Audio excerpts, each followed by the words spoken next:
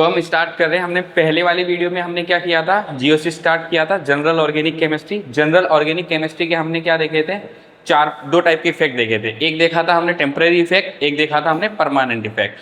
Permanent effect में था एक हमारा था inductive effect, mesomeric effect, hyper conjugation और एरोमेटिक। और टेम्परेरी इफेक्ट में था हाइड्रोजन बॉन्डिंग और वीक फोर्सेस था। ठीक है, तो हमने पहली वाली वीडियो में, जब इस वीडियो की जो पहली सीरीज थी, हमने उसके अंदर क्या देखा था, इंडक्टिव इफेक्ट को पूरी तरीके से समझा था। अब हम क्या देखेंगे, मेसोमेरिक इफेक्ट। तो मैं थोड़ा रिकैप करवा देता हूँ, what is inductive effect. Inductive effect क्या था, inducement of polarity in non polar bond is known as inductive effect. कि इंड्यूसमेंट ऑफ पोलैरिटी, किसी भी नॉन पोलर बॉन्ड के अंदर अगर पोलैरिटी आ रही है तो उसे हम क्या बोलते थे, इंडक्टिव इफेक्ट। ठीक है, और उसमें सबसे इंपॉर्टेंट बात क्या थी कि वो जो था डिस्टेंस डिपेंडेंट था। क्या था वो, डिस्टेंस डिपेंडेंट।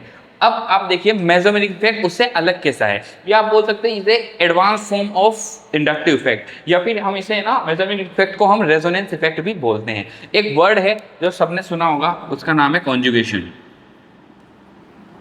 क्या नाम है उसका, कॉन्जुगेशन। ठीक है, कॉन्जुगेशन या रेजोनेंस। तो what is the meaning of conjugation and resonance. तो देखो, रेजोनेंस क्या होता है, डीलोकेलाइजेशन ऑफ पाई इलेक्ट्रॉन्स।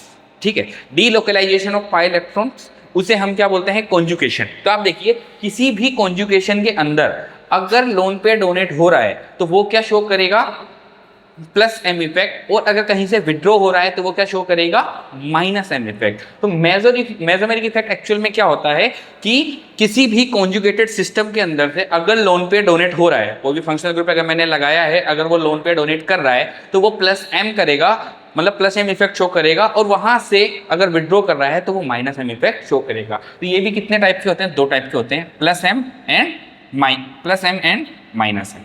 ठीक है, अब आप देखिए व्हाट इज कॉन्जुगेशन। तो कॉन्जुगेशन मैं बता देता हूँ, इस तरीके से होते हैं, pi sigma pi, pi sigma lone pair, pi sigma positive charge, pi sigma negative charge. ठीक है, मतलब आप देखिए कि पाई के साथ, पाई एक्चुअल में डबल बॉन्ड को हम बोलते हैं, डबल बॉन्ड या ट्रिपल बॉन्ड के अंदर होता है। तो अगर इस तरीके से अगर कॉन्जुगेटेड सिस्टम बन रहा है, ठीक है, बहुत सारे पेयर्स बना सकते हैं हम कॉन्जुगेटेड सिस्टम के। ठीक है, तो अगर इस तरीके से कॉन्जुगेटेड सिस्टम बन रहा है तो उसे हम क्या बोलेंगे, उसके अंदर हम मेसोमेरिक इफेक्ट लगा सकते हैं। अब आप देखिए एक्चुअल में कैसे हो रहा है, जैसे ये हमारा बेंजीन रिंग है।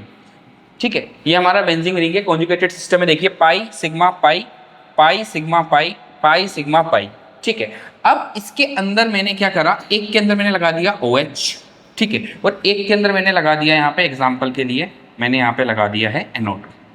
क्या लगा दिया मैंने यहाँ पे, NO2। ठीक है, इस तरीके से। अब देखिए यहाँ पे क्या होगा, अब आप देखिए ऑक्सीजन के पास है यहाँ पे लोन पेयर। क्या है ऑक्सीजन के पास, दो लोन पेयर। ठीक है, अब क्या करेगा, ये लोन पेयर अपना इसके अंदर शिफ्ट करेगा और ये pi bond, partial pi bond इसके पास शिफ्ट हो जाएगा। तो देखिए यहाँ पर ये किस तरीके से बनाएगा स्ट्रक्चर,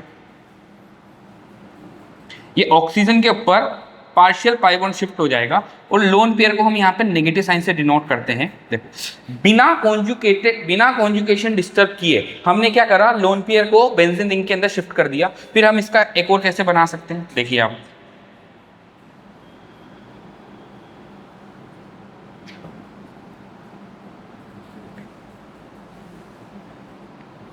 ठीक है, एक अब पाई नेगेटिव सिग्मा पाई, अब हमने नेगेटिव को यहाँ पे शिफ्ट करा। देन नेक्स्ट स्टेप में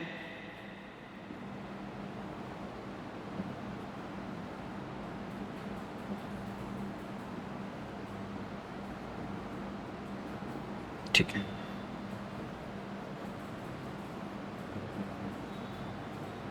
तो आप देखो इसका जो लोन पेयर था, इसका लोन पेयर कॉन्जुगेशन में चल गया, जिसके अंदर जितना ज्यादा कॉन्जुगेशन उसकी स्टेबिलिटी क्या होती है, उतनी ही ज्यादा होती है। तो देखो जैसे ही इसका कॉन्जुगेशन के अंदर गया तो इसके पास आ गई लोन पेयर की कमी, तो ये अपना इलेक्ट्रॉन नहीं देना चाहेगा बाकी और किसी को। ठीक है, तो अब देखिए ये यहाँ पर कॉन्जुगेशन में गया, देन यहाँ पर नेगेटिव साइन आया, फिर ये नेगेटिव साइन हमने यहाँ पे करा, एक और इसका कॉन्जुगेटेड स्ट्रक्चर बना, फिर एक और हमने यहाँ पे करा तो एक और कॉन्जुगेटेड स्ट्रक्चर बना, और देन फाइनल जो स्टार्टिंग वाला जो स्ट्रक्चर था वो यहाँ पर आ गया। ठीक है, तो आप देखिए इस तरीके से 1 2 3 4 5 इसके कॉन्जुगेटेड स्ट्रक्चर बने। तो देखो स्टेबिलिटी के बेसिस पे बात करें, कोई ऐसा मॉलिक्यूल जिसके मोर नंबर ऑफ रेजोनेटिंग स्ट्रक्चर बन रहे हैं, ठीक है, तो हम उसे क्या बोलते हैं, बहुत स्टेबल कंपाउंड मानते हैं। अब आप देखो यहाँ पे OH जो है किसकी तरह काम कर रहा है, OH ने अपना लोन पेयर डोनेट करा है इस कॉन्जुगेशन के अंदर, तो OH जो है यहाँ पर अपना +M की तरह काम कर रहा है। किसकी तरह काम कर रहा है, +M इफेक्ट की तरह काम कर रहा है। अब उसी तरीके से आप ये NO2 वाले में देखिए,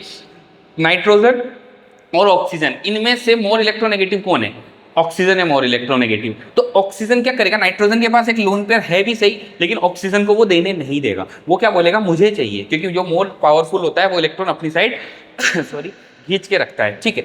अब इसके पास लोन पेयर नहीं है देने के लिए, तो ये जो नाइट्रोजन है ये क्या करेगा, सिस्टम से, ये जो कॉन्जुगेटेड सिस्टम है इसके अंदर से इलेक्ट्रॉन विड्रॉ करेगा, है ना, अपनी साइड पुल करेगा ऑक्सीजन की इलेक्ट्रोनेगेटिविटी की वजह से। तो यहाँ पर ये क्या लगाएगा, -M इफेक्ट, ठीक है। तो देखो अब इंडक्टिव इफेक्ट हमने पढ़ा था, तो इंडक्टिव इफेक्ट में जो OH जो होता है वो क्या होता है, -I शो करता है। क्या शो करता है, -I। तो यहाँ पर ये क्या शो कर रहा है, +M शो कर रहा है, ठीक है।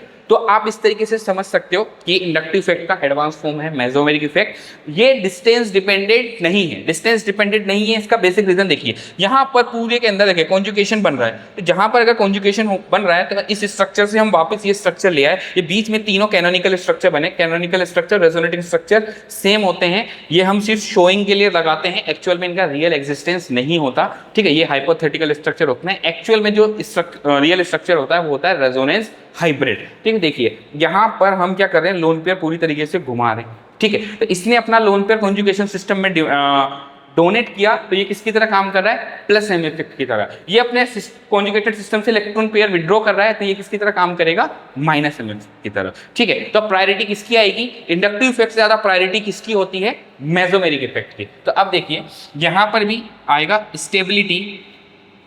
Stability of carbocation, stability of carbocation, carbocation मतलब C+। तो हम किससे देखेंगे, +I एंड +M, ठीक है। और inversely proportional to -I and -M, ठीक है।